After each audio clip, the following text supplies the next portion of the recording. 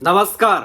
महाराष्ट्र में दाऊद इब्राहिम को लेकर के पूरी सियासत जो है वो गर्म हो चुकी है। लेकिन जिस तरीके से एनआईए ने छोटा शकील के जीजा को और छोटा शकील के दो सहकर्मियों को गिरफ्तार किया, जिसमें कि आरिफ और दूसरा शब्बीर, इन दोनों को गिरफ्तार करने के बाद अब आपको बता दें कि अब इन दोनों से जो सूत्र निकले हैं, जो तार निकले हैं, वो बहुत बड़े दूर तक और महाविकास आघाड़ी सरकार तक पहुंच रही है। आपको बताएंगे कि इसमें क्या बड़ा खुलासा हुआ है, ईडी के सामने क्या बड़ी बयान आ चुकी है वो आपको बताएंगे। लेकिन जिस तरीके से नवाब मलिक दाऊद इब्राहिम कनेक्शन में फंसे हुए हैं, और उसके बाद आपको बता दें कि महाराष्ट्र के पूर्व गृह मंत्री अनिल देशमुख जिस तरीके से वसूली कांड में फंसे हुए हैं, तो उनको लेकर के मुंबई सत्र न्यायालय का बहुत बड़ा आदेश आ चुका है, वो भी बात करेंगे आपको इस वीडियो में। लेकिन उससे पहले आपको बता दें कि जिस तरीके से दाऊद इब्राहिम के गुर्गे छोटा शकील, जो कि दाऊद इब्राहिम का सीईओ बताया जाता है, आरिफ और शब्बीर, इन दोनों को गिरफ्तारी के बाद एनआईए ने इन दोनों को लपेटा और इनसे पूछताछ करी, और उसमें बहुत सारे सबूत इकट्ठा हुए, बहुत सारी बातें निकल करके सामने आई। अब आरिफ शेख और शब्बीर शेख ने दो मंत्रियों के, बड़े मंत्रियों के नाम उगले हैं, और ये दो बड़े मंत्रियां कौन है, इशारे में ही इशारे में सारा कुछ डिटेल आ गया है। आपको बताएंगे कि वो कौन दो मंत्री हो सकते हैं। लेकिन अब आपको यहां पे ये भी क्लियर कर दें कि जिस तरीके से दाऊद इब्राहिम का पूरा डी कनेक्शन सामने आ रहा है और जिस तरीके से एनआईए एक्टिव है, अब जितने भी दाऊद इब्राहिम के गुर्गे महाराष्ट्र में फैले हुए हैं, वो अब महाराष्ट्र छोड़ करके दुबई तो पाकिस्तान, इन तमाम जगहों पे बसने की तैयारी कर रहे हैं। अब आपको बता दें कि जिस तरीके से दाऊद इब्राहिम के दो गुर्गे को गिरफ्तार किया एनआईए ने, तो रात भर दिन भर उनसे पूछताछ करी गई, और रात भर दिन भर पूछताछ करने पे दो बड़े मंत्रियों के नाम इशारों इशारों में ही बताया गया। जो हमारे पास सूत्रों से खबरें आ रही है, इशारों इशारों में मैं भी आपको सारा डिटेल्स यहाँ पे समझाने की कोशिश करूंगा। सबसे पहला, टेरर फंडिंग का आरोप महाराष्ट्र के कैबिनेट मंत्री नवाब मलिक के ऊपर लगा गया, और नवाब मलिक जिस तरीके से दाऊद इब्राहिम से डी कनेक्शन कंपनी से पूरे जुड़े हुए थे, और किस तरीके से भंगार वाला, कबाड़ी वाला एक करोड़पति बन जाता है, तो ये पूरा आरोप नवाब मलिक के ऊपर लगा। और देवेंद्र फडणवीस जी ने साफ तौर पे ये कहा कि जो नवाब मलिक है उनका सीधा संबंध जो है वो दाऊद इब्राहिम और दाऊद इब्राहिम के गुर्गों से है, और नवाब मलिक की जांच होनी चाहिए। 1993 बॉम्ब ब्लास्ट मुंबई में जो हुआ था, इसमें भी पूरी तरीके से इनकी साजिश हो सकती है। ये तमाम आरोप विपक्ष की तरफ से लगाए जा रहे थे, और विपक्ष की तरफ से लगाने के बाद अब नवाब मलिक का जो बड़े मंत्रियों का खुलासा हुआ है, उसमें इनका पहला नाम है। दूसरा नाम जो आरोप लगा हुआ है, महाराष्ट्र के पूर्व गृह मंत्री,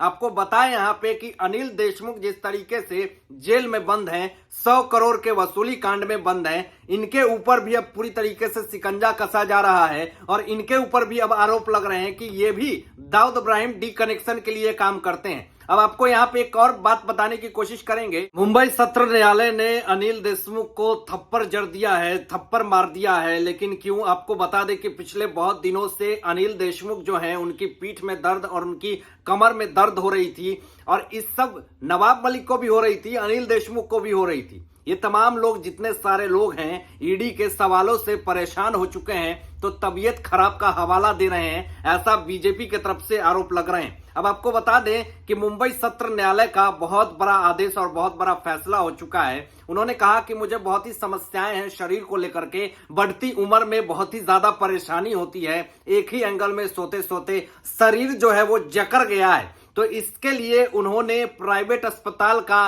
पूरी तरीके से हेल्प मांगा है। लेकिन उनको इजाजत जेजे अस्पताल में जाने की दी गई है, क्योंकि ये सरकारी है। लेकिन उन्होंने ये कहा, उनके वकील ने अनिल देशमुख का कहा कि प्राइवेट अस्पताल में ज्यादा सुविधाएं हैं, लेकिन गवर्नमेंट अस्पताल में सुविधाओं की कमी के कारण और मेरी स्थिति खराब हो जाती है। लेकिन इन तमाम दलीलों को सुनने के बाद भी अनिल देशमुख के वकील के मुंबई सत्र न्यायालय ने उनकी बातों को नहीं माना, और अंततः बहुत बड़ा फैसला सुना दिया और उनके गाल पे थप्पड़ जड़ दिया। उन्होंने कहा कि आप सरकारी अस्पताल में ही अपनी इलाज करवा सकते हैं, जे अस्पताल में ही जाकर के आप अपनी इलाज करवा सकते हैं। ये तमाम फैसला सुनने के बाद अनिल देशमुख की समस्याएं जो है वो और ज्यादा बढ़ गई। लेकिन अब यहां पे नवाब मलिक ने भी पूरी तरीके से कोशिश करी थी, मुंबई सत्र न्यायालय में जाकर के अपने तबीयत खराब का हवाला दिया था। तो यहां पर तो मुंबई सत्र न्यायालय ने उनको पूरी तरीके से ये इजाजत तो नहीं दी, लेकिन हाँ कुछ दिनों की इजाजत दे दी थी कि आप जाकर के इलाज करवा सकते हैं। अब महाविकास अघाड़ी सरकार के नेता हो चाहे एनसीपी के नेता हो, इन तमाम लोगों की तबीयत बिगड़ती है तो यहाँ पे सरकारी अस्पताल में न ले जाकर के इनको प्राइवेट अस्पताल में, जहां पे पूरी सुख सुविधाएं हो, वहां पे इनको इजाजत चाहिए। लेकिन वही अगर विपक्ष के नेता, बीजेपी के नेता या फिर कोई बहुत बड़ा सेलिब्रिटी हो, उनके साथ अगर कोई किसी तरह का उच्च नीच हो जाता है तो उसको या तो कूपर अस्पताल में या फिर सरकारी अस्पताल में भेज देते हैं, जहां पे किसी तरह की कोई सुविधा नहीं होती है। इन तमाम चीजों पे आपको बता दें कि बीजेपी ने साफ तौर पे सवाल खड़े किए हैं कि उद्धव ठाकरे सरकार जो है ये इस तरह का भेदभाव क्यों कर रही है। आखिर क्यों ऐसे जो दाऊद इब्राहिम से डी कनेक्शन से पूरा संबंध है वैसे लोगों को इतना समर्थन क्यों कर रही है, आखिर क्यों नहीं इस्तीफा मांग रही है। और ये सबसे बड़ी ताज्जुब की बात यह है कि इस्तीफा मांगने के साथ साथ ये तो और फैसले की घोषणा कर रही है जेल से ही नवाब मलिक। ये पहले ऐसे मंत्री हैं, ये कैबिनेट मंत्री, जिस तरीके से पूरे आरोप इनके ऊपर लगे हुए हैं नवाब मलिक के ऊपर। यहाँ पे महाराष्ट्र के पूर्व मुख्यमंत्री देवेंद्र फडणवीस जी ने साफ तौर पे ये आरोप लगाया कि उद्धव ठाकरे सरकार के राजनीति में, उनके राज में दाऊद इब्राहिम के गुर्गे पल रहे हैं। और ताज्जुब यहाँ पे ये भी है कि जेल से अपने फैसले की घोषणा कर रहे हैं। इससे तो तमाम ये सारी चीजें, करतूते, ये शर्म से पानी पानी हो जाने वाली ये सारी बातें हैं महाविकास अघाड़ी सरकार के लिए। आज शिवसेना की रैली में संजय राउत उपस्थित होंगे और संजय राउत रैली में उपस्थित तो होंगे लेकिन भीड़ इकट्ठी नहीं हुई।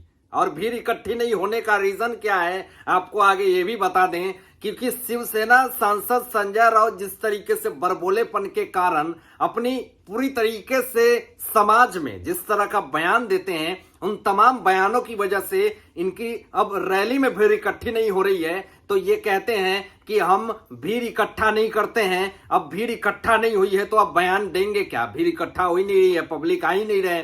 इन्होंने साफ तौर पे ये कहा कि विपक्ष के लोग, कुछ लोग जो हैं वो भ्रष्ट करने की कोशिश कर रहे हैं महाराष्ट्र को। आगे उन्होंने ये कहा कि सूर्य भगवान पे थूकने से सूर्य की जो प्रकाश है वो कम नहीं हो जाती है। क्या इस तरह का बयान एक शिवसेना सांसद संजय राउत को देना चाहिए? यहाँ पे आपको बता दें कि किस तरीके से एक मराठी एक्ट्रेस केतकी चितले ने, जो कि एनसीपी अध्यक्ष शरद पवार पे आपत्तिजनक पोस्ट करी थी, तो उनके ऊपर भी सवाल खड़े किए गए, पूछा गया।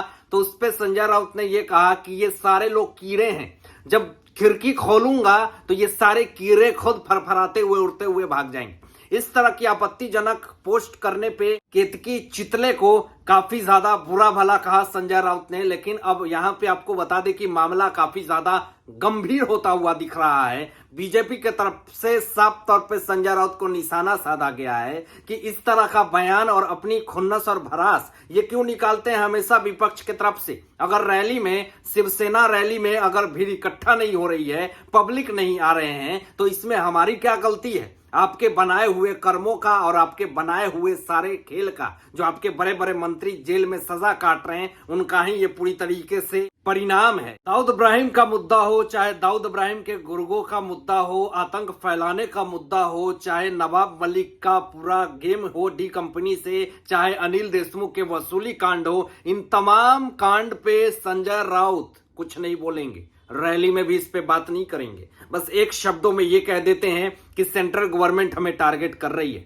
क्या अपनी गलती को छुपाने के लिए आप किसी को डिफेम करेंगे? ये सवाल अब साफ तौर पे बीजेपी की तरफ से संजय राउत से पूछा जा रहा है। आप क्या सोचते हैं? इन तमाम मुद्दों पे अपनी विचार जरूर व्यक्त कीजिएगा और ऐसे ही लेटेस्ट अपडेट पाने के लिए इस चैनल को सब्सक्राइब करके बेल आइकन प्रेस कर दीजिएगा और अपने दोस्तों में शेयर जरूर कीजिएगा। Thanks for watching my videos. जय हिंद।